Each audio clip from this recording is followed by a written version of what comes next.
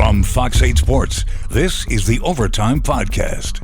From the Gulf Coast studios in New Orleans, this is the Fox 8 Overtime Podcast. I am your host, Sean Fazende, riding shotgun as he does each and every podcast. It's Andre Johnson. Jr. Do not forget the Junior. Very important. Remember the JR at the end of the name. Before we get into today's content, be sure to like, to share, to rate, to review. If you are watching us on YouTube, do us a favor.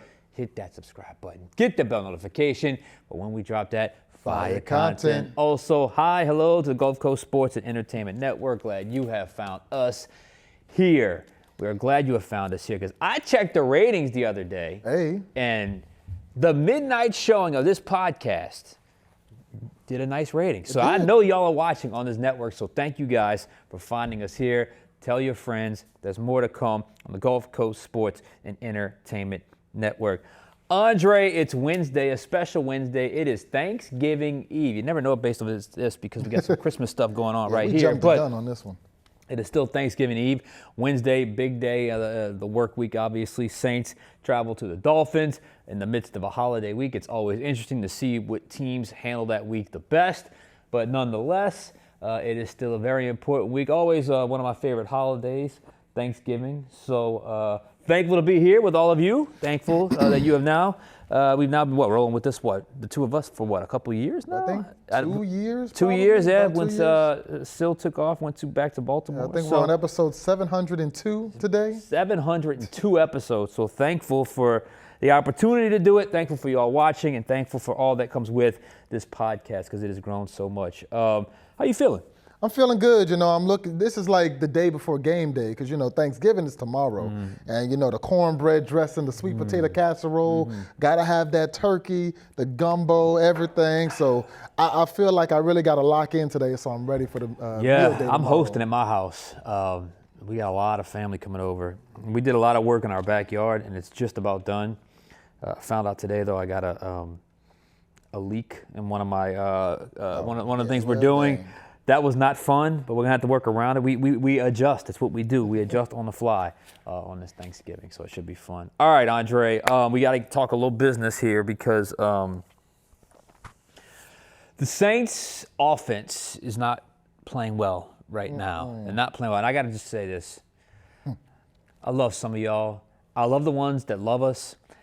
But I'm even more entertained about the ones that really don't like us or don't like what we say. I just get the feeling that some of y'all, like on that last pod, you saw the title, you were just waiting, rage watching, rage commenting, ready to see if we were going to give equal criticism to Tyler Shuck that we've done to Spencer Rattler. And guess what we did? We did. Sorry if you don't agree with that, but we did.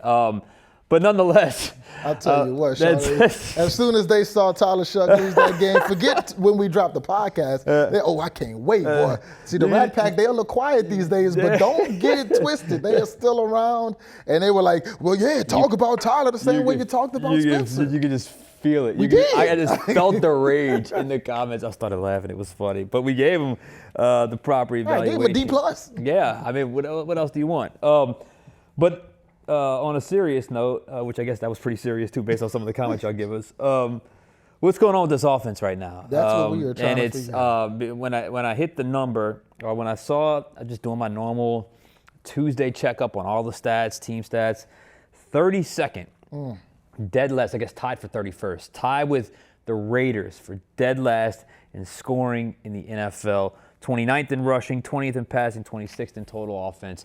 That ain't good enough, Andre. That's where we wanted to go with the big picture here today. Yeah, at the end of the day, no matter how you twist it, slice it, or want to look at it, according to the numbers, the Saints have the worst offense in the NFL because we all know what the goal is. It's to put points on the scoreboard, and the Saints just simply have not done that well enough. So today, we know what the issue is, but we're going to look at why they're having the issue. We are ranking the reasons why the Saints are last in scoring offense. Sean, starting with you. Yeah, I got three big reasons. I could have gotten more, but a lot of it is intertwined and overlaps. So number one, big picture, top of the page, Talent. There ain't enough talent. That's just number one off the top of the page. The Saints simply do not have enough playmakers of top tier caliber on this roster. There's just not enough of them. There's just not hardly any they just need more of them. They don't have enough talent to be a high-end, high-octane offense with the way this thing is currently constructed. Just scan the offensive roster. Just look. There is not a single player, with the exception of one, that is a top 10 caliber player at his position. That player is obviously Eric McCoy. The next best person you could say is Chris Olave. I want to say he's a top 10 receiver. I really do. I'm not convinced he's quite there yet. You might have to fight me for top 20. Yeah, so he's just not there yet. So you look around. Alvin Kamara is no longer a top 10 player. Taysom Hill is no longer a top 10 player. Juwan Johnson was never a top 10 player.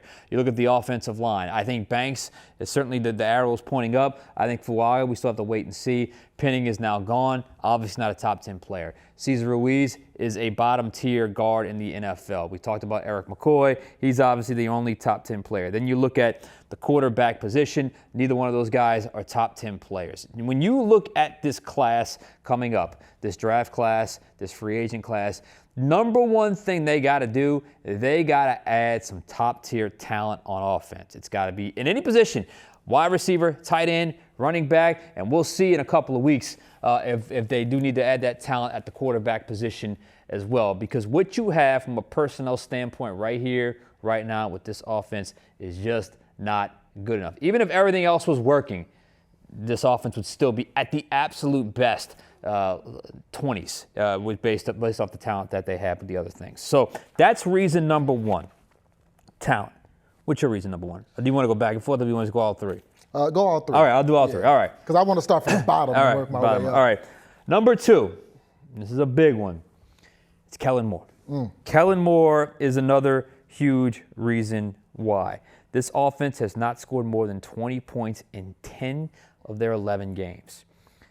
And then you peel back the layers and even more, and you think and you watch and you see they haven't led in 7 games. In 7 of their 9 losses, they have not led at any point. That is not easy to do. I mean, the way the game is set up, the ebb and the flow, it's hard to not lead at any point a few times this season. 7 of their 9 losses, more than half of their games, that's unacceptable. And then you really start to look at the biggest culprit, the biggest issue with Kellen Moore's offense. And it really is stunning when you peel back the layers and you check the numbers. It is early deficits. The early holes they find themselves in time and time again. It is killing, absolutely killing this offense. 7 games where they scored 0 first quarter points. 7. They have 19 first quarter points all year long. Wow. They have not led. This is unbelievable. They have not led after a first quarter once this season. They have been trailing after every first quarter with the exception of once. That was against Tampa Bay when it was 0-0. That is an unbelievable hole to find yourselves in week in and week out. Now, with each game, you deal with each game. But when you look at it from a whole, the cumulative effect, the big picture, and you look up, and you see you have been outscored, according to my math, this may be a little off, 85-19 in the first quarter. Well, look no further why your offense isn't doing well, because you're in a hole so early in so many games. And to me, if that is the consistent theme, that goes back to offensive game planning, offensive script. Now, I understand Kellen Moore is not solely responsible for the game script, because it's a collaborative effort to figure out what players are going to work against what offense or what defense, and you got to put your script together and you got to call those plays. But that script ain't working, and he's the main play caller. He's calling it on game day. He wants to be the face of the offense in terms of calling plays. That's got to fall on Kellen Moore. So for me, this was almost number 1 for me, but it's going to be number 2 for me, because I think the talent is still too much to overcome. Kellen Moore, if he was a little bit better, I think this offense would obviously be a little bit better. I mean, some of those numbers were just staggering. I can't even fathom just going into every single second quarter. It's almost a guarantee you're going to be losing. That's just, even if they're 2 wins, they were losing after the first quarter. Yep. So that is number 2, Kellen Moore. And number 3 kind of all goes hand in hand. inexperience at the quarterback position. Whether you love Shuck, whether you love Rattler, the truth of the matter is this team, this offense is dealing with inexperience at quarterback, which was something that initially when Kellen Moore took the job, it was a 50-50 proposition. I think there was at least a chance at that point they were going to go the veteran route, obviously with Derek Carr. He retires, but that ship sailed a long time ago. Obviously, you declined to go with a veteran backup quarterback. You wanted to roll with these two young guys. You wanted to split reps. You wanted to have a quarterback competition, a three-way competition to even start. The inexperience at quarterback has certainly shown up. Regardless, like I said, of which one you're dealing with, which one you prefer, you're still dealing with inexperience at that position. Spencer Rattler came in with, 6 starts or 7 starts a season ago. Tyler Shuck was obviously a rookie. And outside of, when I say inexperience, I mean, there are certain things you have to work through to where you're at a capable level of being competent down to down in the quarterback play. I thought we saw a lot of the real rookie stuff last year with Spencer Rattler. He got himself up to enough to where there was a baseline level of competency. I think Shuck and he are probably at the same spot with that. But the truth of the matter is, outside of Tyler Shuck's one performance against Carolina, you didn't see a quarterback in any of the other previous performances elevate any of the teammates around them, which highlights those deficiencies even more, because if you have this same talent and you have an elevator at quarterback, then a lot of those problems get masked and a lot of things become much easier to deal with. So to me, this is a 3-tier problem. You're not talented enough. You have an offensive-minded head coach who I think is struggling with game planning and starting out games, and I think it's made a huge difference in wins and losses. Just think, if you were just down 85-19, if it was, say, just cut it 60-25 or 60-30, just how different some of those games would be. And then, of course, you obviously have the inexperience factor at quarterback, all contributing to issues and why this offense is ranked as low as it is. This is why they're not scoring any points right now as an offense. Yeah, I mean, when you're last in the NFL in scoring offense, there is plenty of blame to go around, and I got plenty of blame to throw around. Let me hear it. Now, see, we talk about the topic, and then we separate. So I didn't know how many you had. You didn't know how many I had. You had 3. I've got 5. So I'm going to go through all 5. I had 4 initially, but I cut it down to 3. Starting from 5, going all the way down to 1. Number 5 on my list, the offensive line. The offensive line has not done, you talked about the inexperienced quarterbacks. That was my number 4. Yeah, the offensive line hasn't done them any favors. I mean, you look at the starting 5, the day 1 offensive 5, which we said was the best 5 that they could assemble, which we said was the strongest unit on the team coming into this season. Of the starting 5, Eric McCoy, he's injured, so he's gone. Trevor Penning got traded. Cesar Ruiz is massively underperforming what we expected him to do. You mentioned it. He's bottom tier. He's one of the worst guards in the NFL right now. And even Taliesin Fuaga hasn't taken the step forward that you would expect coming off of what was a pretty solid rookie year. I mean, you look at that offensive line, and the most valuable guy, the best one so far, has been the rookie, Kelvin Banks Jr. I mean, Eric McCoy's gone, and Eric McCoy was 4-2 in the games he played last season. There for 4 of the Saints' 5 wins. Eric McCoy is maybe the most valuable part of your offense at center. He hasn't been around. Fuaga has missed games, and in the games he's played, he hasn't been the guy that we saw last year. I mean, if you just look at the numbers, the Saints quarterbacks, Rattler and Shuck combined, have been pressured 161 times this season. That's 8th in the NFL. I mean, you've got defenders getting to your quarterback more often than most teams in the league. And that's, by the way, despite having one of the lowest blitz percentages in the league. Teams don't blitz the Saints. They don't have to. Exactly. Despite the fact that they were playing with an inexperienced quarterback in Spencer Rattler and an inexperienced quarterback in Tyler Shuck, they're not even blitzing the Saints because you can get pressure without doing so. And we saw it as recently as Sunday when the Falcons sent their lowest rate of blitzes all season and somehow still got their highest rate of pressure. So the lack of offensive line play is affecting the pass, and it's affecting the run. That affects the entire offense. That's my number 5. Number 4, Rat Pack, I talked about it earlier. Number 4, we have to say Spencer Rattler. When you talk about why a team is last in offense, how can we have a discussion about a bad offense without talking about the guy who was in charge of that offense for 8 of those 11 games? Spencer Rattler made 8 starts this season. They won one of those games, and during the time Spencer Rattler was starting, they were at or near the bottom of the NFL in yards, touchdown, scoring, passer rating, QBR, any metric you can pull up.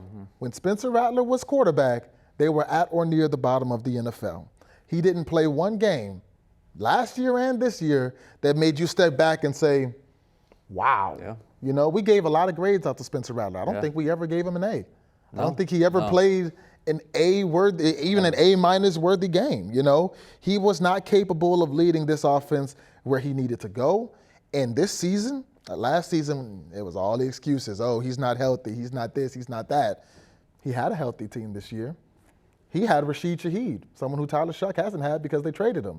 He had Trevor Penning. He had Eric McCoy. He had Alvin Kamara. He had everybody. And the offense couldn't get off the ground. So this is not to take a shot at Spencer Rattler, but it would be really weird of us to talk about why the offense is bad through 11 games and ignore the quarterback for 8 of those 11 games, Spencer Rattler. So him underperforming what Kellen Moore expected him to do has to be number 4 on my list. Number 3, your number 2, Kellen Moore. Yeah. I mean, we talked about it last episode when we asked, is Kellen Moore in over his head? Zero identity in this offense, zero creativity in this offense, zero consistency in this offense. And I can excuse a few things, like the whole timeout fiasco we had in week 1, kicking a field goal when you're down 23 against the Seattle Seahawks. I can let that slide because you're a first-year head coach. I cannot let Kellen Moore off the hook for play calling. I can't let Kellen Moore off the hook for game planning because Kellen Moore may be a first-time head coach.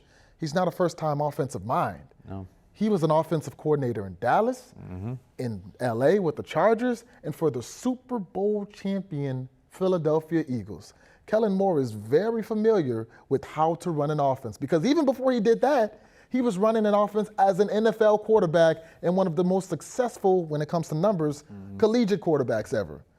Kellen Moore knows how to run an offense. Kellen Moore knows how to run plays, but we have not seen that so far this year. There's been a lot to be desired where it comes to, you know, creativity, all the tush pushes that haven't been there. He tried to run the Philly special, it got picked off. He tried to run the hook and ladder, it got picked. Like, I just haven't seen enough from Kellen Moore, and it's still early. I'm not giving up on him yet. I'm giving him time, but through 11 games, he's not as great as we would have hoped he would be. Number 2, almost my number 1, because I think this is your biggest problem, almost. Regression due to age. And when I look at this team, 2 players come to mind. Number 1, Alvin Kamara. When you gave your list at the beginning of the season, the Ranking the Saints countdown, who was number 1? AK. When we were talking about, is there anybody in the league or on this team who's top 10 at their position? Yeah. AK was one of the names we floated out there. He was expected to be the guy who this offense ran through.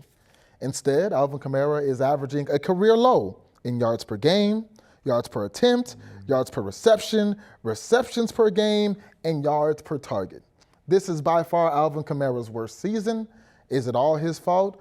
Of course not. No, it's not, because you've got an inexperienced quarterback. You're falling down because you've only scored 19 points in the first quarter of games, so it's hard to consistently run the ball. The offensive line has had issues, but nonetheless, the guy who you expected to run your offense through in Alvin Kamara is having his worst season. And then look after that, the second guy I was talking about, Taysom Hill. Of course. I mean, he's averaging 2.2 yards per attempt. Previously, his lowest in a season was 5.3 yards per attempt.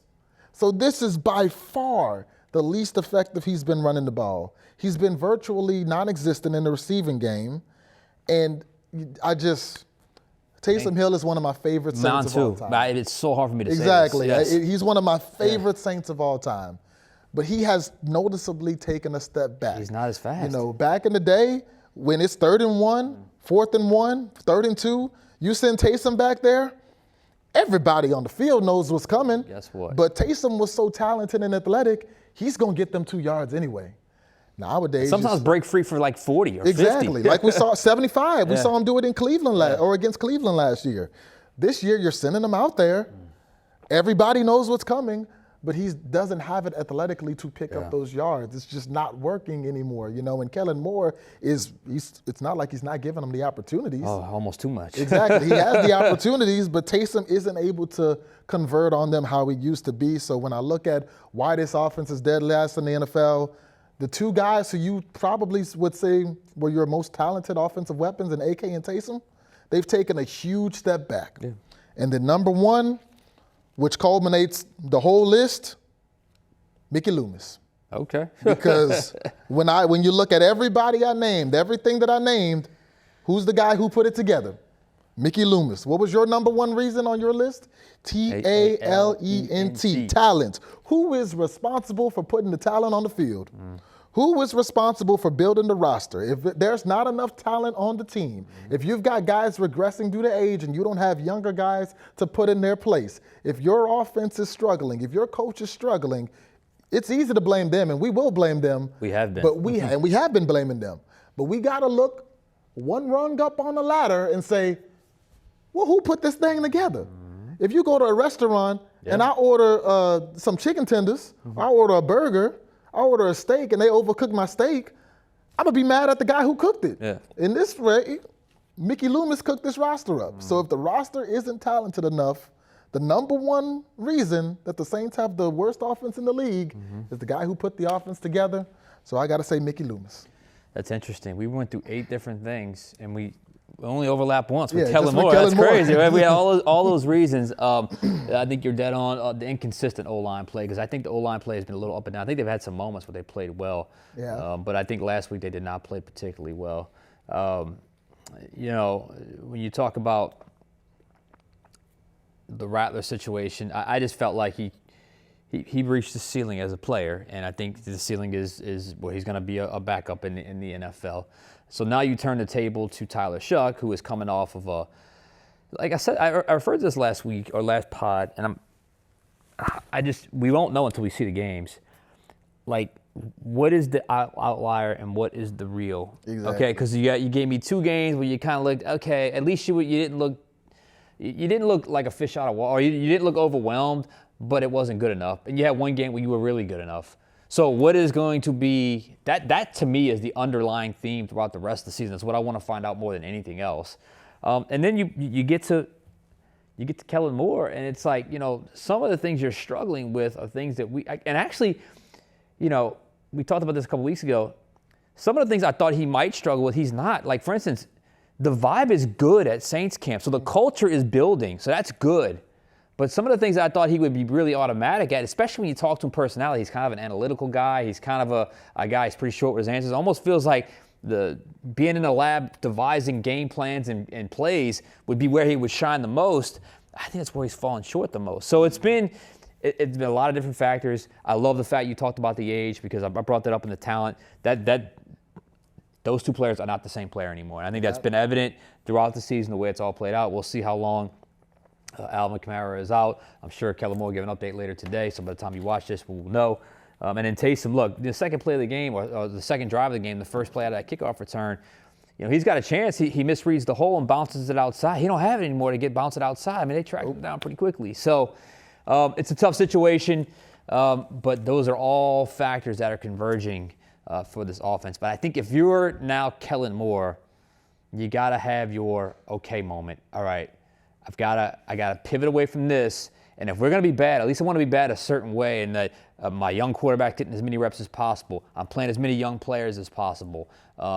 We're playing maybe a little more aggressive, to where we're not playing a little more like, I don't need the conservative mindset. I need a little bit more of an aggressive mindset, especially if you got a young quarterback that's got the arm to do it. So all those factors now, there's no more figuring out. You kind of know who you are. The only thing you're figuring out is if Tyler Shuck can take the next level as a quarterback. Yeah, I kind of wish they would mirror the defense in a way. Because, I mean, when you look at the defense. They're playing so much better than people realize. They're 12th in total defense right now in the league. That's not bad. That's hard when you're not getting any help from your offense. Exactly. And I look at the defensive line. If anything, I think Cam Jordan has probably exceeded my expectations. Yeah. Chase Young has exceeded my expectations. You look at the linebackers. there hasn't been any regression due to age with Demario Davis. He is still, Right. at the age of 36, one of the best middle linebackers in the NFL. You look at the secondary, there are young players all throughout the secondary. And yeah, occasionally they take their lumps, they give up a big play, but they're learning and growing and development, and you can see that every week. So you look to the offense, and it's like, okay, there's young players over there too. Yeah. I'd like to see them start to take those steps It's gotta forward. happen. There are older players too. I need them to hold up their part of the bargain. You know, AK is coming off arguably one of the best seasons. He had a lot of career highs last season. To a few months later, now everything is a career low. So, you know, there's still a few weeks left. Hopefully, A few weeks left. But one thing figure this thing out. they made a big move, not on offense, not on defense, Yes. but on special teams. We'll get to this before we get out of here. Blake Grupe is gone. Look, I'll just give my quick take, but we got 90 seconds here. Had to happen. You knew once they brought the kickers in, that's what they were going to do. You can't miss 8 field goals. And all those offensive issues highlights the miss or exasperates the misses even more because those points are so precious with a team that's struggling to score, and they are not able to do so, and Blake Grupe was not able to deliver. They turned to Cade York. Cade York was available for a reason. Hopefully he's on a streak, or he's red hot when he gets here, because these kickers go in these slumps, and then you kind of become a little bit of a carousel. It happened around here a long time with a prior head coach. They bypassed Justin Tucker, probably didn't want to deal with the hassle, and probably didn't have that great of a workout, so they roll with Cade York. But bottom line, the Blake Grupe thing had to happen. I'm surprised it didn't happen earlier. I mean, he missed We've a all been kick in talking each about of the first 3 games this season. When a guy shows you who he is, you got to believe him. And Blake Grupe showed you that he was not able to do this kicking thing at the NFL level. I think they should have let go of him far earlier than they did, but they didn't. I think between Cade York and Justin Tucker, Cade York comes with a lot less baggage. He's the right choice. Hopefully he can put the ball through the uprights, and the Saints can score more points. Yeah, we'll be shocked, though, if I see Blake Grupe kicking in the NFL at some point. Like these guys, they go through these slumps, they call the next guy up, and he'll be in that kicker cycle. So we'll see what happens. But had to happen. All right. Happy Thanksgiving. Thank you guys for tuning in to us. Love us or hate us. We love it all. So thank you guys so much. For Andre Johnson Jr., I'm Sean Fazende. We'll catch you guys next time on Overtime.